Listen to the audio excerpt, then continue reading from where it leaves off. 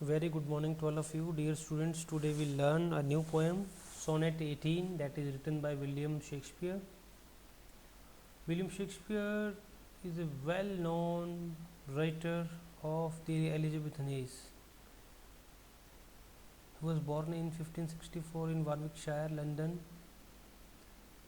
He was a great poet, dramatist of English literature. He has written 37 plays, which include historical plays, tragedies, comedies, tragicomedy. He has also written sonnets, a sequence of 154 sonnets. Those sonnets expresses the intensity of his feeling. Some of his plays also contain poems, and the present sonnet, Sonnet 18, is taken from his sonnet sequence. I have already told you that he has written 154 sonnets. This sonnet, before we discuss what is the meaning of the sonnet 18 sonnet, it's very important to know what is the meaning of the sonnet. A sonnet is a poem made up of 14 lines. The sonnet was developed in Italy. The sonnets can be divided into two kinds, the Italian or the Petrarchan sonnet. Second, the English or Shakespearean sonnet. The Italian or Petrarchan sonnet is divided into two parts: an octave, the 8 lines of the poem having a rhyme scheme of A B B A B B A, and the second part sestet, the final 6 lines following a rhyme scheme of C D E C D E, or sometimes C D C D C D. The English sonnet or Shakespearean sonnet was introduced by Thomas Yard and the Earl of Surrey. The two assist the two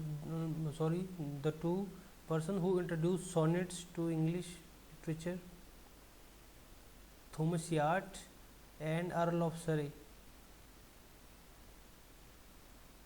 English poetry in first half of 16th century, they introduced sonnets.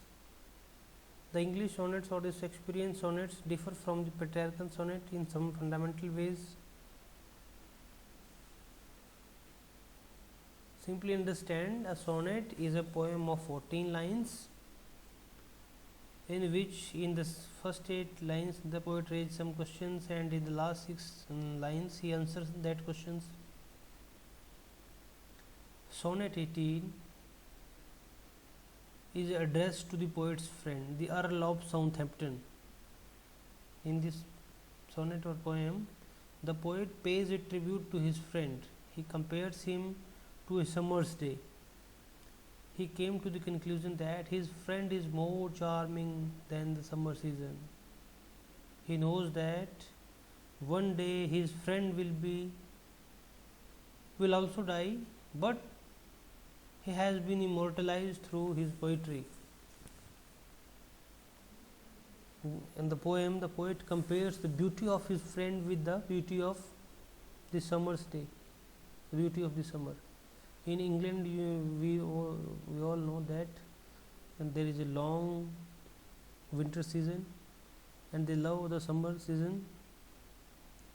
So the poet compares his friend's beauty with the beauty of the summer day. He finds that his friend is more lovely, more gentle than the summer. During the summer season, we may find the rough winds shake the birds. The gentle period of summer is very short. In summer season, sometime the sun is too hot, or sometime it is covered with clouds.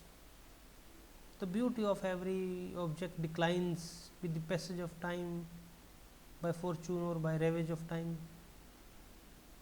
But however, according to the poet, the beauty of his friend is eternal.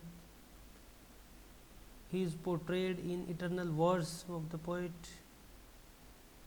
So the death will not fade his beauty. and even after his death people will know about his friend's beauty through the poetry of the poet, through the words of the poet. So look at this text. Shall I compare thee to a summer's day? Thou art more lovely and more temperate. Rough winds do shake the darling buds of May, and summer lease hath all too short a date. Sometime too hot the eyes of heaven shines, and often his gold complexion dim. Every fair from fair sometime declines, by chance or nature changing skirts untrimmed.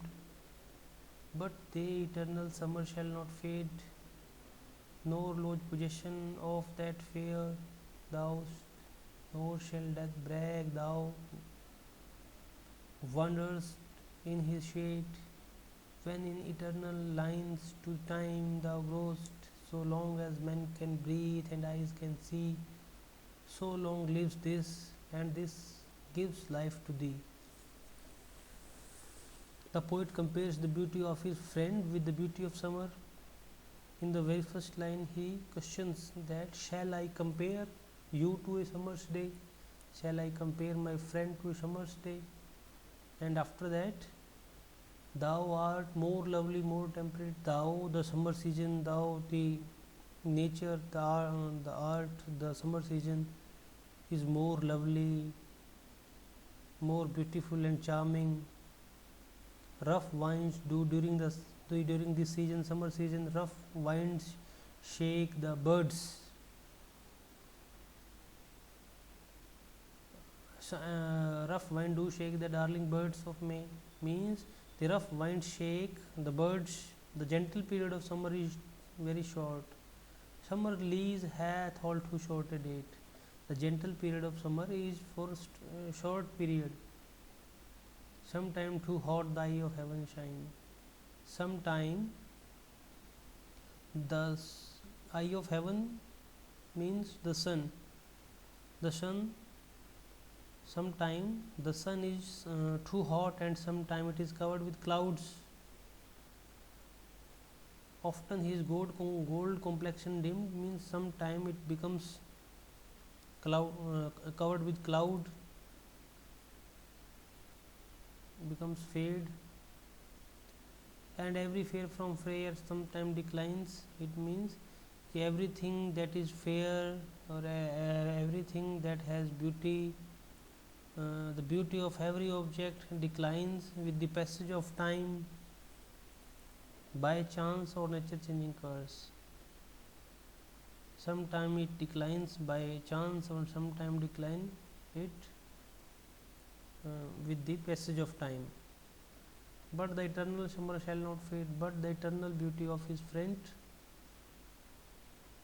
but the eternal beauty of his friend will not fade, will not decline. The beauty of his friend is eternal, and is portrayed in the eternal words of the poet.